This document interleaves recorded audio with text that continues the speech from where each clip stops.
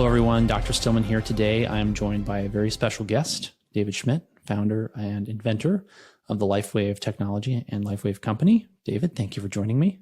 Thank you. Thanks for having me. Great to be here. So I have to start with my story for how I found out about you, your product. It was 2 years ago. My friend Renita Brandon came to me and said, I have this amazing product. You have to try it. It's amazing. It's based on light therapy. It's right up your alley. And I was very busy, under a lot of pressure, building a practice, seeing lots of sick, difficult cases. And I get a lot of requests for people to look at their products. And so I took about 2 months to finally get back to Renita.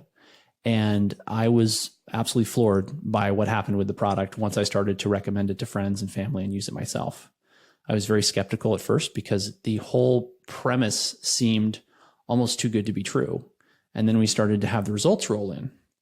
And 2 years later, it's a huge part of my practice. It's one of the mainstays of what we do to get people the results that we get them. And so I'm excited to talk to you today about the technology. And I like to always start by asking people who they are and where they're from.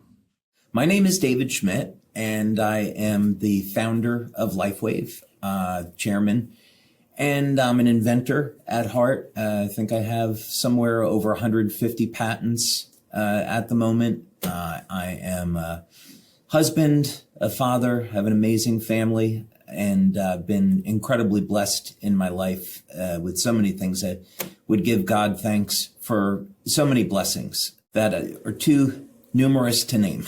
But extraordinarily grateful for LifeWave. It's been an amazing 22, 23-year journey now, and all the lives that we've been able to touch around the planet is really incredible. It's heartwarming and moving. And where are you from? Oh, I'm from New Jersey originally, New York, New Jersey area. And now you live in Florida, right? Now I live in Florida. I've done some globe hopping in terms of places that I've lived. I've lived in the Midwest, in Southern California, in Florida, and my wife lives in Denmark. So I commute back and forth between Florida and Denmark. I did not know that. Okay. So I want to jump right into talking about light. And the first question I want to ask you is, where did you get the idea to use light to heal people? So this came back, I was in my 20s, and I had been very, very fortunate to be going to Pace University in Westchester. And I did my first 4 years in computer science and management. I had been a very good student in all of my science classes in high school, and I had thought about getting a degree in biology. And my guidance counselor pushed me towards computers. And so I got out of college, and I worked for a company designing medical devices. And I thought I really have to go back to school to get a degree in biology. So I went back to Pace, and I became friendly with the chairman of the biology department, Dr. Bill Ventura. And I had a concept for treating cancer cells. And he had a lab that was free. So he said, okay, well, if you can get the money and the resources, then you can use my lab. So I said, great. So I got a grant from a company in New Jersey. I had a working relationship with the Children's Hospital of Philadelphia that donated animals, and I began to do investigation into C1300 and TBJ neuroblastomas. And my basic thought was that because the cell membrane of a cancer cell is substantially smaller than a healthy cell, I wanted to see if I could, based on resonance, select the cancer cell membrane using a resonant magnetic field. And this work was actually successful. So essentially, this resonant magnetic field would depolarize selectively the cell membrane of a cancer cell without harming the healthy tissue. This didn't really go over very well with some of the PhDs that were at Pace. And I didn't get any further than doing 2 years of animal testing, which was extremely interesting. But this really showed me that you could influence the health and the vitality of the cells with energy, as opposed to having to introduce a drug or a nutrient. So this set me on a path to exploring all different types of energy-based therapies, including light therapy. Light therapy had been around for thousands of years and could be, applied very usefully in a number of different ways. So in the 90s now, fast forwarding a couple decades, I have been developing power generation technology for the U.S. Navy. And I got invited to be part of a design team for one of the Navy's next generation mini subs. And I wanted to see if I could create technology to improve the survivability for the crew. And the first thing that came to mind was that the crew is going to be going on missions where they have to stay awake 30, 60 hours at a time.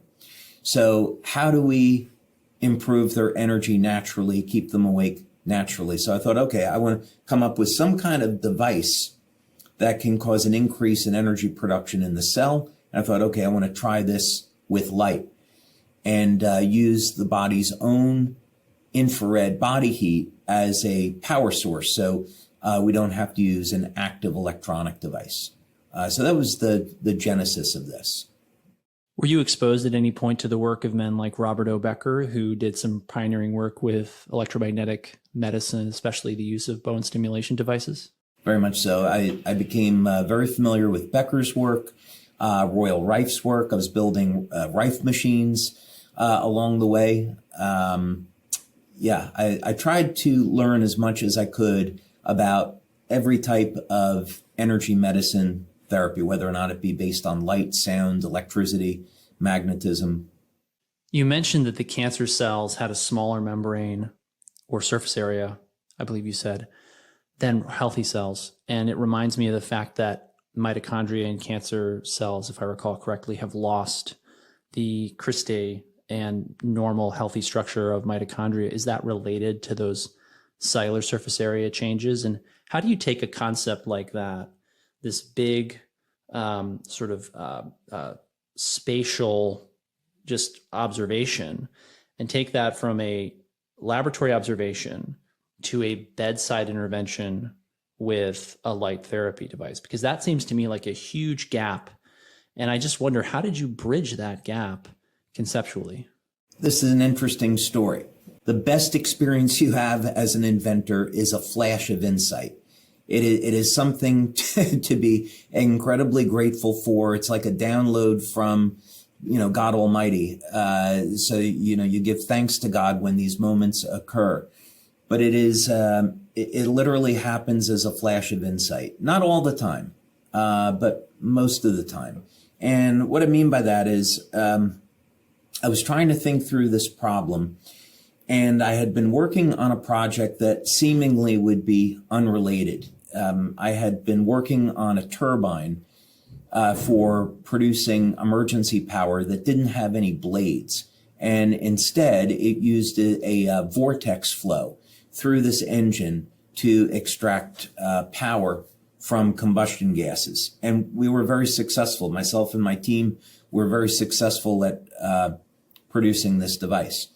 So I was driving, at the time I had a laboratory in Dahlonega, Georgia, and I was driving home around the mountains and around Lake Lanier in Georgia.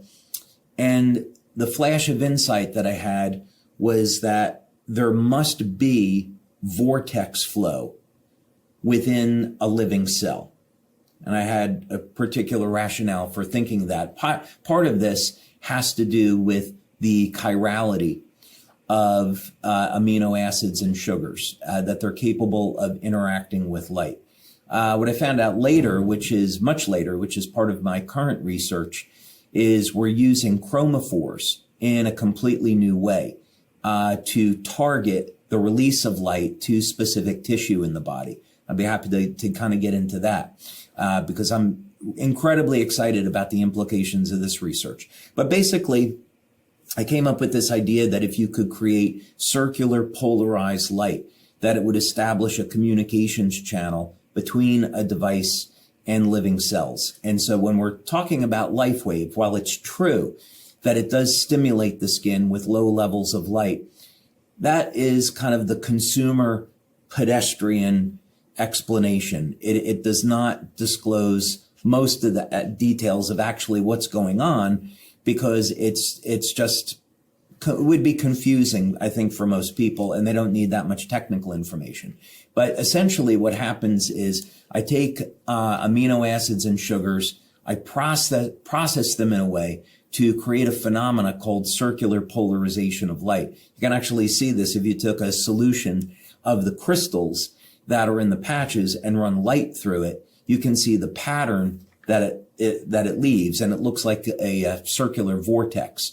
And what we found was that this could transfer photons over into the cell and cause specific genes to express to turn on production of energy in the mitochondria, as well as turn on production of specific peptides. So I know that's a little bit far from the question that you asked, but I think it's really to say that when you start with a problem, you try to distill it down into the most simple forms possible. And then as you go about the design process, at least for me, I often get a flash of insight where there's a door that opens and I say, oh, okay, I can go in this direction. That might work. It just seems to me like you're operating with a completely different map of how human and really any cell operates, taking into account properties of light that most people never even hear about. Even for me, having read, I can't tell you how many books, popular books, but written by people with a deep education in the topic on quantum biology, physics. I'm Meredith Oak. I'm one of her faculty at the Quantum Biology Collective. So I teach clinicians about some of these things, but I can tell from your work that there's things about light and how it interacts with life that are not in my experience or knowledge. And it's so interesting. I mean, I could talk to you about this for a long time, and I don't know if I want to today, but it's just, I mean, am I correct? Are there a lot more properties of light than we're taught about in school or in popular textbooks, articles? Is there just more packed into these little tiny photons than we could even possibly imagine? I think what I might say is, first, I might find water more interesting than light, and the interaction between water and light. Water to me is incredibly unusual, and a scientist could probably spend their entire career studying water and maybe not learn all the properties. And then the interaction between water and light is unusual. But from my perspective on light is that first, if we take the Bible literally, we can see relationships between things that might normally not be self-evident. And we did, I think there were several experiments that really helped in my understanding of light. One of them was we created, and this is, I wouldn't recommend this because it's rather dangerous, but we took an electrolyzer and we made hydrogen, and then we pulled a vacuum on the system and we created a hydrogen plasma. So we took an evacuated tube and filled it with hydrogen gas and then energized it with high voltage. But then what we did was in this chamber, we had an arrangement of magnets, which we had the magnets form the electrodes, and we caused a high voltage discharge, about 45,000 volt discharge between the two. And we created a vortex using this hydrogen plasma. Then we did that with another set of magnets and plasma. And what we wanted to do was simulate the counter-rotating hydrogen atoms that exist in the DNA.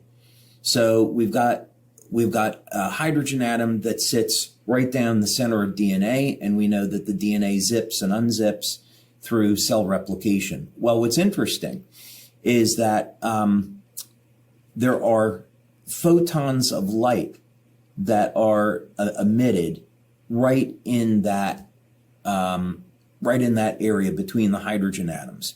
And my hypothesis, based on our experimentation, is that this is a bridge to the ether. It's literally where, right in the center of our DNA, it's literally where spirit and flesh meet. And these are highly coherent pulses of light that Beverly Rubik named biophotons. And then these biophotons initiate thousands of biochemical reactions within the cell. So these signal induction and signal transduction effects that we see in communication with the cells all get their origin in light. And incredibly, this is initiated right at the center of DNA. So, and those photons are modulated by the biochemistry of the cells. I didn't know you knew Beverly Rubik. I met her during COVID. Oh, Dr. Rubik, we met back in 2005 at a party in San Francisco where there was a group of scientists that got together, and then we became friendly, and she ended up doing one of the first LifeWave studies. Oh, great. Yeah. She's a fantastic, as you already know, incredibly smart. So fast forward from 2005 and the initiation of your work with the DoD for the energy enhancer patches. We've got the X39 patch now. That's the patch that I've seen have the most profound effects. It's the one I lead with because of that. I'm really curious to hear because I know things that go from bench to bedside, it all sounds great. But there's always that, well, what's going to really happen when we start deploying this in clinical practice? And I'm curious, what was it like? What was the moment like when you realized you really had something as powerful as the X39 patch is? Incredible, exhilarating. It was, an entirely new door that opened up. And I would say at that moment, I didn't know how high up was going to be for the company. So to frame this, I had just gotten through about 10 years of stem cell research, which had gone incredibly well. We had done a number of clinical studies with Dr. Norm Shealy, where we successfully regrew peripheral nerves in patients with diabetic and idiopathic neuropathy. We had done some in vitro work with Dr. Glenn Ryan. And then importantly, we had done stem cell research at the National University of Ireland in Galway with Dr. Tim O'Brien and his team at the Regenerative Medicine Institute. And basically the premise was if we could create an electromagnetic field of a specific shape, that we could initiate communication with stem cells that existed in the human body. Let's say at the time we were working with mesenchymal stem cells, and increase their motility rate, and increase the production of growth factors like VEGF. So we could take someone that, let's say, was over the age of 60, where we get impaired stem cell function, and get those stem cells to function like younger, healthier cells. So very first study that we did, we hit statistical significance, and we found that without having to inject stem cells into the body, that we could use energy as a means for improving the health of the stem cells. So we had 10 years of research in this, and the problem was it needed to go through approval through FDA or any regulatory body. It was going to be very expensive and could only be administered by medical doctors in hospitals or clinics. And we really needed to have something that was inexpensive, safe, and anybody could use and would be affordable. And so the X39 came out of that 10 years of work and trying to resolve that issue. And the moment that we came out of studies and we knew what the product could do, and then we started having people use the product and start seeing these remarkable results, I thought, okay, I have no idea where this train is going right now and how high is up, but I know this is going to be incredible. And every day has been exciting since that moment in the middle of 2018.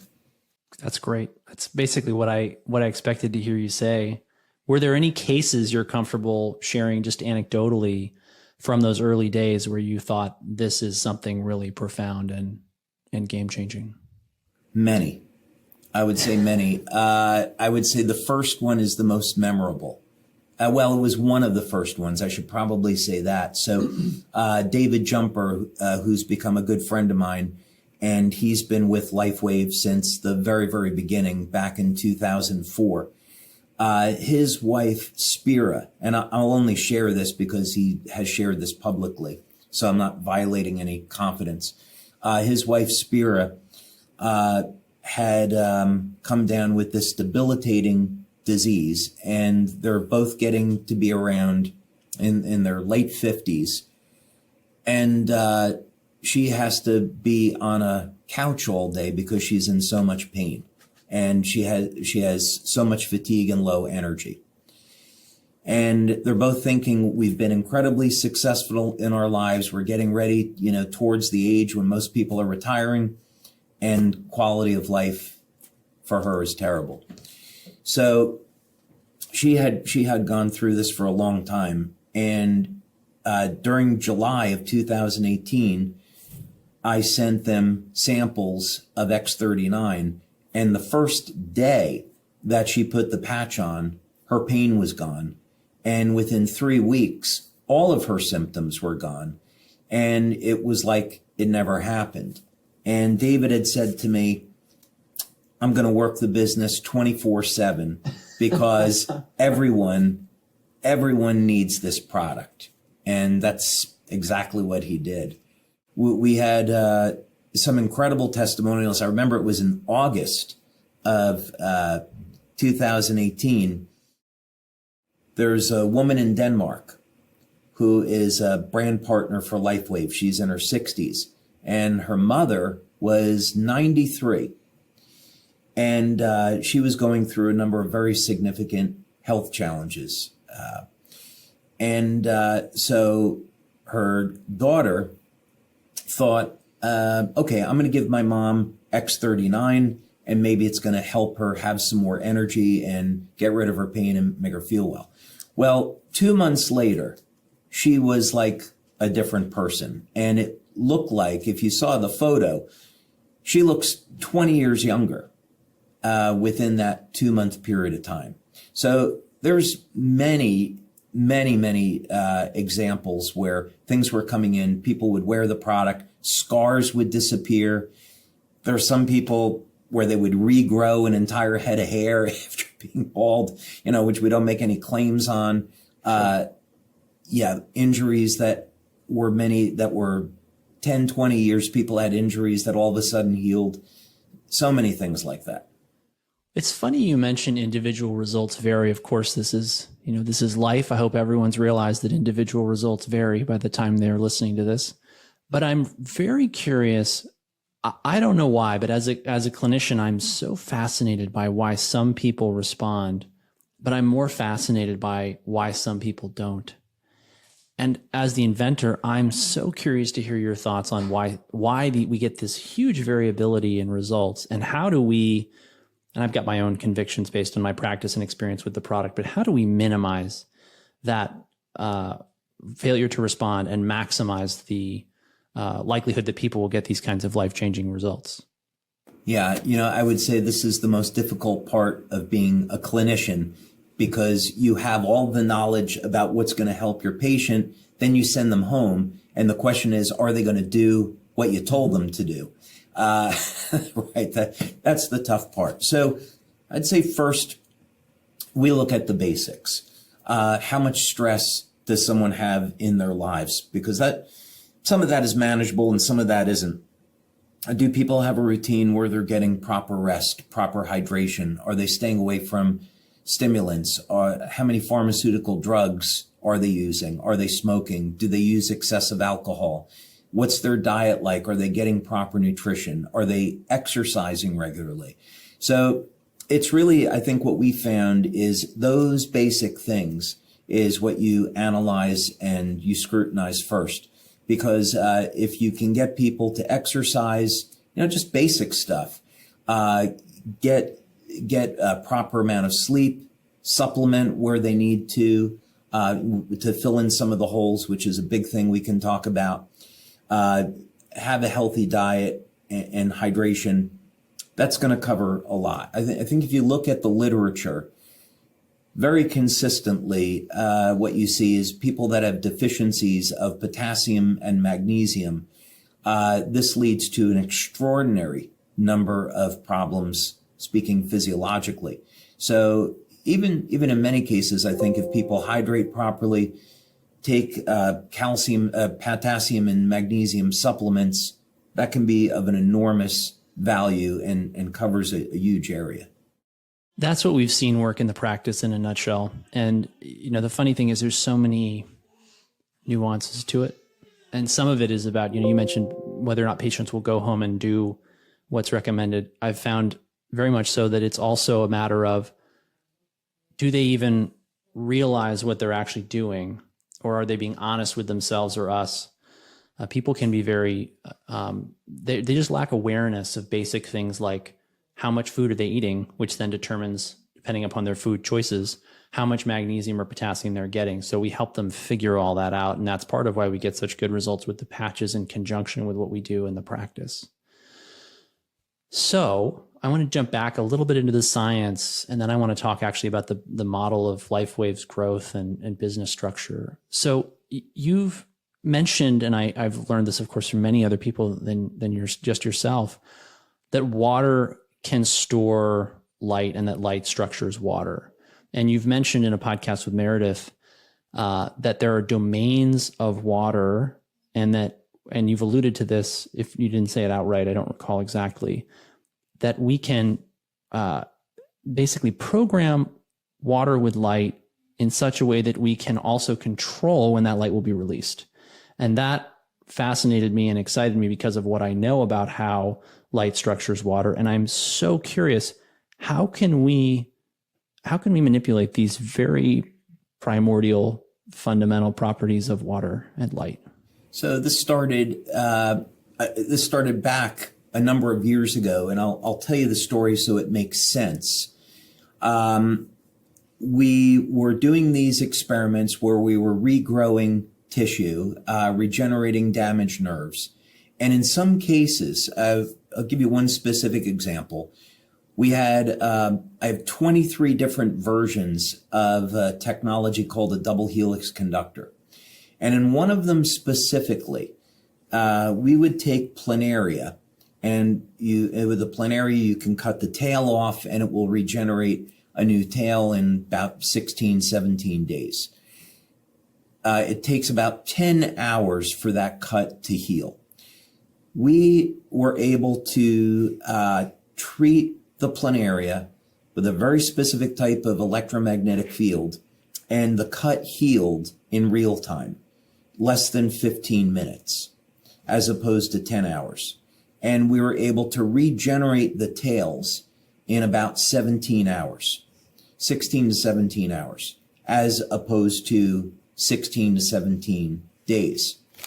And I was discussing this with Dr. O'Brien, and he said the endoplasmic reticulum can't synthesize proteins this quickly.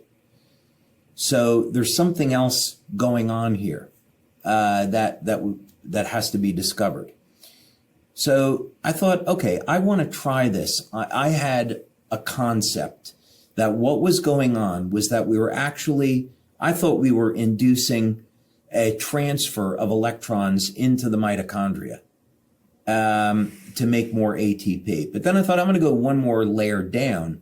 What if what we're doing is we're increasing the number of electrons under the valence shell of an atom, of an element? And so there's a theory, or maybe it's a hypothesis in physics, that if you took an element like aluminum and you have you have the valence electrons, and there's a number of inner shells of electron orbitals, that the actual number of electrons could be infinite, that we may not actually know the total number of electrons on those inner orbitals. This is coming from some physicists that I've spoken with. And I thought, okay, maybe we're increasing the number, as controversial as this would be, maybe we're increasing the number of electrons in the atom of everything, of what everything is made of. So to test this, we got inorganic crystal systems, and we took one as a control, and we took the other and subjected to this electromagnetic field. And the crystals being treated by the electromagnetic field grew more rapidly, and they also oriented themselves in the direction of the coil. So we showed that we could increase growth rates on a completely inorganic system, and that this had nothing to do with the mitochondria. Okay, well, what do you do next? So I thought, I'm going to take something extremely basic, which was tin. Let's take a number of different metals like tin, bismuth, antimony that have low melting points. And what we'll do is we will create a pacification layer that we can observe. So we took, as an example, tin. We combined it with oxygen in the presence of this field. And instead of getting a gray tin oxide, we got gold. This was a gold-colored metallic oxide that looks identical to gold. So we sent this material out to EAG urofins, and we performed what's called X-ray diffraction.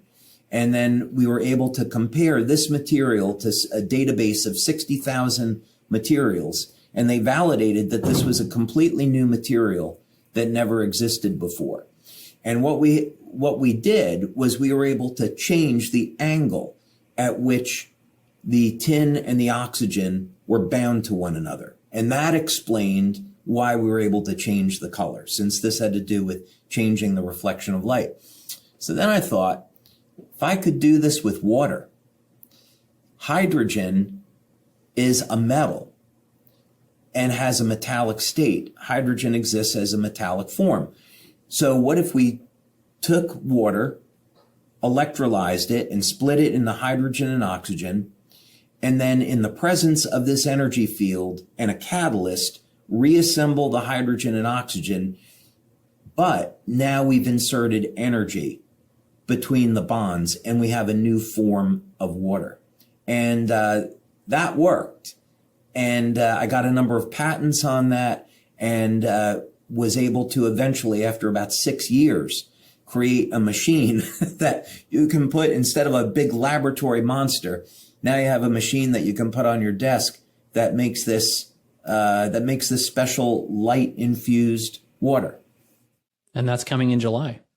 That's coming in July. And then, the question is, well, if you can do this, what wavelengths of light do you put in the water? And without taking up, all of the time here to get into it, and I would be happy to go into as much detail as you like, but the short answer is I wanted to find out why species like lobsters were not aging, and unravel that code, and then put that code of light into the water so people could drink the water and become younger. That was the goal. I can't tell you how excited I am to try the water machine. And I'll leave it at that, because we could go on about the water for the rest of the hour. Have you asked Renita about it? Because Renita and Scott have both had this water now. I haven't asked her for her personal testimony. I did listen to your interview with Meredith where you spoke about it. And now I'm mixing up my conversations, though. I don't remember which of these are public knowledge and which of these are not. And well, the reason I think that's important is, as you know, I think often of Ephesians 6:12, for we wrestle not against flesh and blood, but against powers and principalities and the worldly governors, the rulers of the spiritual darkness of this world. And there are a lot of people who want to prevent us from getting wonderful technologies like this out. So maybe we'll talk about that on another podcast soon, but suffice it to say, I'm very excited about the light machine. And I will strongly recommend people who are listening to this who want more to listen to. And when this comes out, Meredith's second episode with you will have dropped, and people need to tune into both of those because we've just scratched the surface here today. I think one of the things that's most fascinating about hearing you speak about light and biology is I think, and most people wouldn't realize this just from hearing it, a lot of what we're talking about challenges or overthrows experimentally what's taken as dogma and settled science in the biological sciences, which is part of what's so exciting about it. And also why there's so much hope for me right now, even though medicine is in a sort of a very dark place, I would say, because we have these technologies coming out thanks to people like you. I wanted to ask you today, why did you choose network marketing for LifeWave? I originally was opposed to network marketing. And, most people that start network marketing companies have some type of history in the business. And I didn't. I actually hadn't had a good experience with it. I was I had gone to college, and a friend of mine said to me, "Hey, I'm going to this meeting, and, why don't you come with me? It could be fun." I said, "All right, sure." And it was a meeting for a water filter company. I'm going back many years now. And so they were trying to get me to join this thing, and I was asking all kinds of technical questions about their water filter that they couldn't answer, and so I didn't end up joining.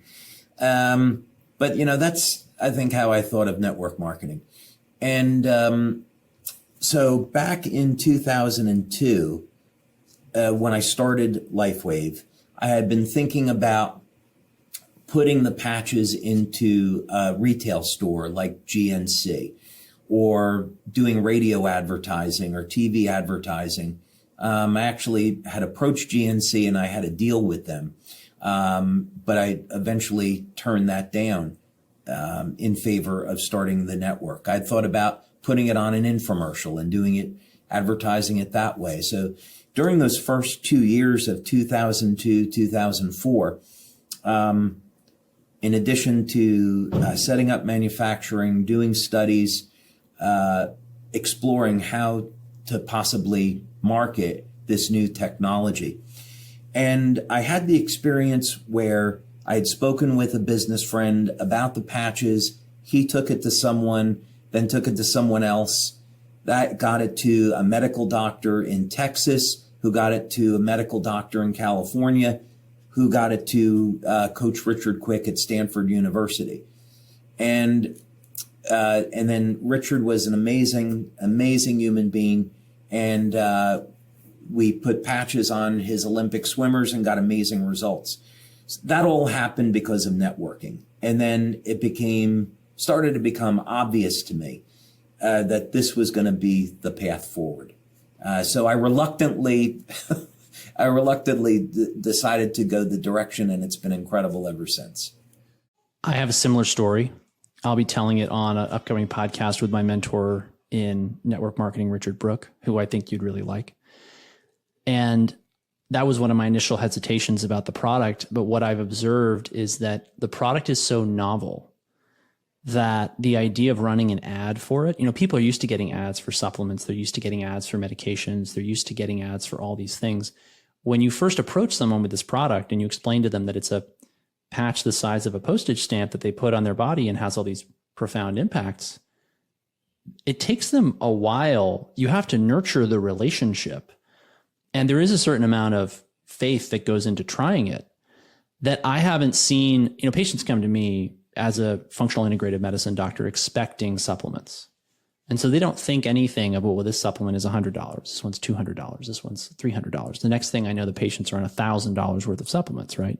We try to keep it below that because we don't find people get the best results on the most supplements. But it takes some time to really educate people about this. And so I can see why it's working, because once people understand the value, it's a no-brainer to go ahead and add this to whatever else they're doing for their health and their wellness, or frankly, to replace a lot of what they're doing with this, because I have patients all the time who they're tired of taking supplements. The supplements are not working. We pivot to the patches. We get better results faster and more sustainably over the long haul.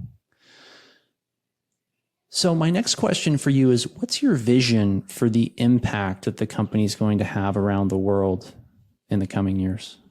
We are looking to form relationships with partners where we can do as much good as possible.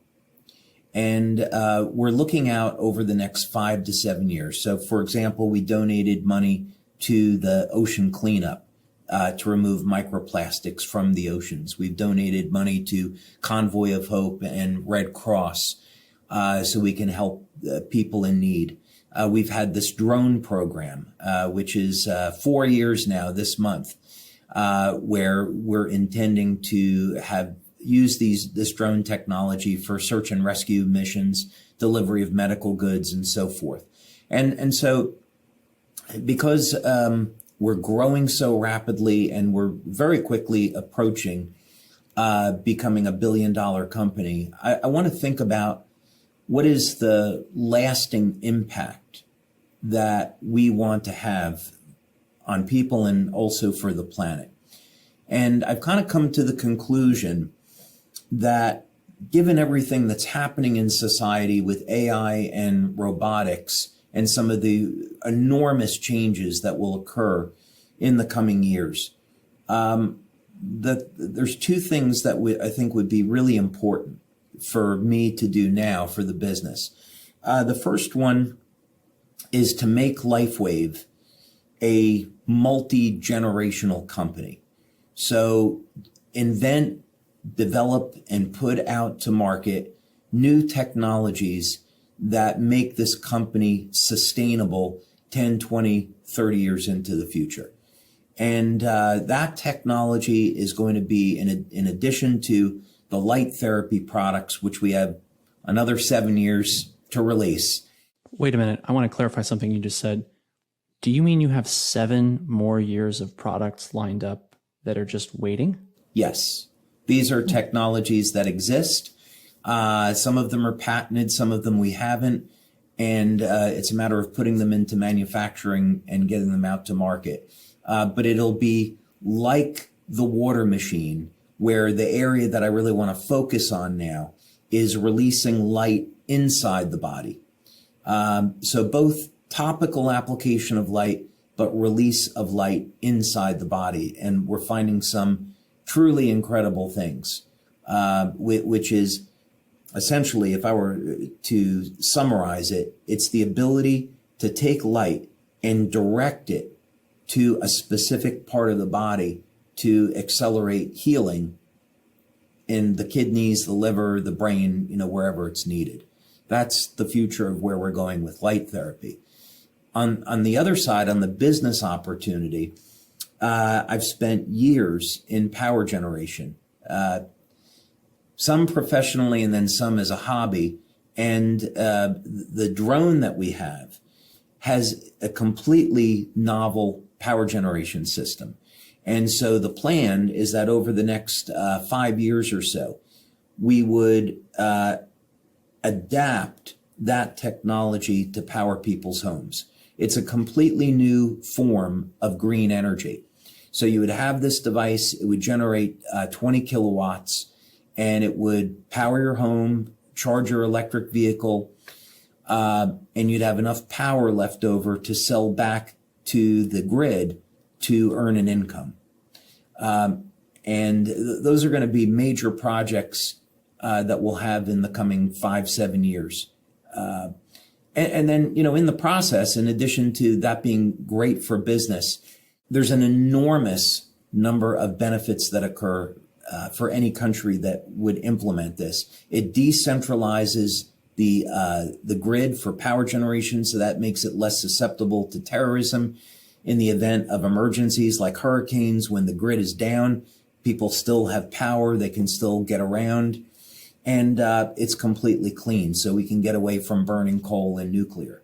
So this is where I want to take things. That's incredibly exciting. And I think most people don't realize that the energy grid here in the United States, even which has purportedly excellent infrastructure, it's estimated that if the grid ever went down for a prolonged period of time, 90% of Americans would perish from privation, which is really sobering. and part of why this sort of technology is essential for really stability and security. So I'm excited that's where we're headed. It took you 20 years to get to where you are and to create the kind of exponential growth LifeWave's now experiencing. What do you think was key in creating that exponential growth? Gotta have the Lord. And nothing happens without God, I think I would say. I'm delighted that the first 15 years were as difficult as they were. It was, we spent 15 years hovering between 20 and $40 million a year in business. So we were successful and had a nice business, but we could never kind of break out of that. And there was a lot of infrastructure that we needed to build, a lot of things that we weren't doing right that we had to correct. And if we hadn't had that 15 years to develop a foundation, we never would have been able to have the success that we have today and have that platform. So I'm incredibly grateful that we went through those really difficult times and had the time to build the infrastructure. It was a true blessing. And remind me, when did you switch to the network marketing model? We've always been network marketing. Oh, it was straight from the beginning. Yeah, okay. Straight from the beginning. 2002, the company started, and then 2004, we began sales. So we've always been a network marketing company. Understood. Okay. This is, from what I can see, one of the greatest wealth building opportunities for people, everyday people, practitioners, anyone who's interested in jumping in and getting involved with the company. And we'd love, if you're listening to this and are interested, to have you join our team. There will be a link below the show wherever you're listening to get in touch with us and join so you can represent the products and get them at a wholesale price. And I've been wanting to ask you, why did you decide to create such a generous compensation plan for your distributors?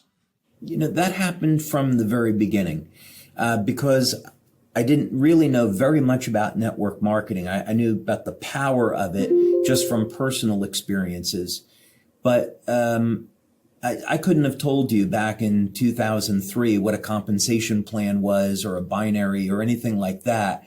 So, I began talking to people about it, trying to learn about it. And the thought that entered my mind is we have, and now this is going back in the context of 2004, we have a product with only a few studies. Nobody knows who I am.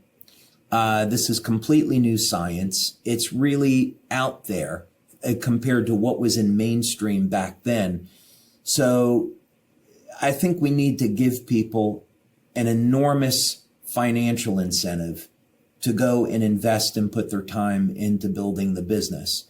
And, we have about a 52% payout. And company like Herbalife, I think, is down around 37%. Other network marketing companies around 43%. So this was way on the generous side. But I wouldn't have changed a thing because it's the fact that we were so generous with the payout has definitely contributed to our longevity. No question about it. I think it's very wise. I think what I see happening and why network marketing has such a negative reputation is that people are taking products that are not particularly good. They are using knockoff ingredients that are not premium in quality. And so it's a race to the bottom and you have no money to pay distributors with. And so then they just resort to the kind of unethical behavior that has given it a negative reputation. And frankly, the fact that the product at LifeWave is as good as it is and gives people the results it gives them, while also compensating the people who are working to represent the product effectively and appropriately, is why I'm here. And so I'm so grateful for the opportunity to be working with you on this project. Oh, thank you. Another way to look at it, I kind of think of this as a sports team, right? So if I'm the owner of the sports team, you would pay, like, let's say a basketball team, you might pay 50% of your revenues out to the athletes. And I know the owners often complain. It's like, they're the ones that are bringing people in. You want to see LeBron James and, back in the day, Michael Jordan and so forth. So you better be compensating them appropriately. So I kind of look at it that way, is that I don't have a company without our brand partners. So this has to be a symbiotic relationship. We've all got to win in this and be a family. So I'm grateful that we have the payout that we do. Absolutely. And my last question to you today, Amway, perhaps the most well-known network marketing company in existence and the original, so to speak, has been stuck at 8 billion for 10 to 15 years. What do you intend to do differently for LifeWave to maintain its forward momentum and exponential growth for longer than that? Innovation. I happened to meet the CFO of Amway back in September, and they were excited about having 2% growth in 2024 over 2023, and they were hoping they could have another 2% growth in 2025. And, when you're at 8 billion a year, 2%, is a lot of money. But the industry is going through, really a cataclysmic change right now. And many companies like Beachbody, Rodan and Fields, they've had to drop out of the channel. And they're looking at, well, what new product can I introduce?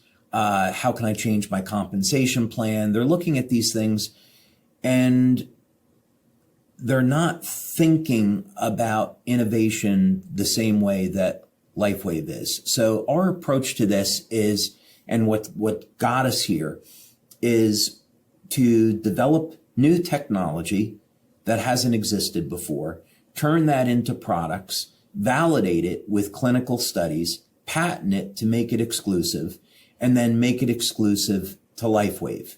That's the formula. So that when we come out with a new product, let's say in this case in July, it's going to be the water machine, we already have 6 clinical studies that we've completed. So when we go to the market, we can be proud of that and share those clinical studies with our field. It's already patented, and it's already going to be exclusive. We're not going to be private labeling this product to any other companies, and we'll distribute it globally. So, and of course, there's nothing else like it, and it works immediately. So this has worked for us, and that's going to be the pattern that we follow in the coming years.